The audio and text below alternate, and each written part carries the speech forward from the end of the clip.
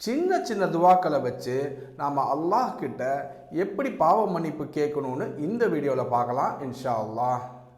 சில துவாக்களை பார்த்தீங்கன்னா மொத்தமே ஒரு வார்த்தை 2 வார்த்தை தான் இருக்கும். ஆனால் இந்த துவாக்கள் மூலியமாக நம்முடைய பாவங்கள் கடலோட நுரையளவு இருந்தாலும் மன்னிக்கப்படும். அப்படிப்பட்ட ஈஸியான 4 துவாக்களை இந்த வீடியோவில் பார்க்கலாம் இன்ஷா அல்லாஹ்.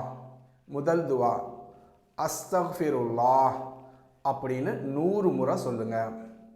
அஸ்தக்ஃபிருல்லாஹ் அப்படின்னா நான் அல்லாஹ்விடம் பாவ மன்னிப்பு கேட்கிறேன் அப்படின்னு அர்த்தம்.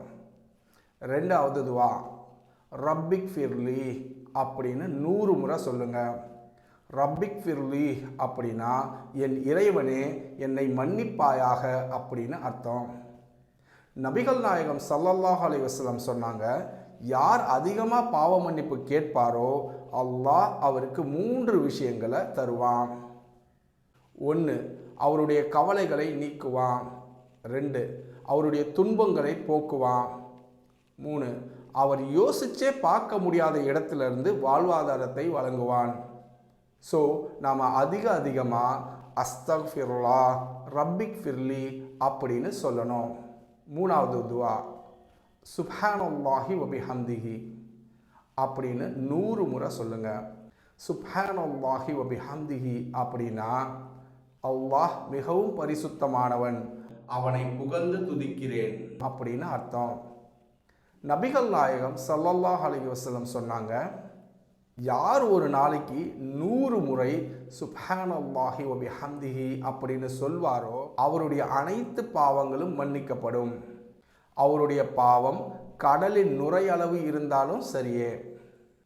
4வது துவா, அல்லாஹும் மக்ஃபிர்லி வர்ஹம்னி வஹ்தினி வ ஆஃபினி வர்சுக்னி. மறுபடியும் சொல்கிறேன், அல்லாஹும் மக்ஃபிர்லி வர்ஹம்னி வஹ்தினி வ ஆஃபினி வர்சுக்னி. இந்த துவாவோட அர்த்தம், யா அல்லாஹ் என்னை மன்னிப்பாயாக, எனக்கு கிருபை செய்வாயாக, எனக்கு நேர்வழி காட்டுவாயாக, எனக்கு ஆரோக்கியத்தை தருவாயாக, எனக்கு உணவளிப்பாயாக. இந்த ஒரே ஒரு துவாவில் நம்ம வாழ்க்கைக்கு தேவையான எல்லா விஷயங்களும் அடங்கியிருக்கு.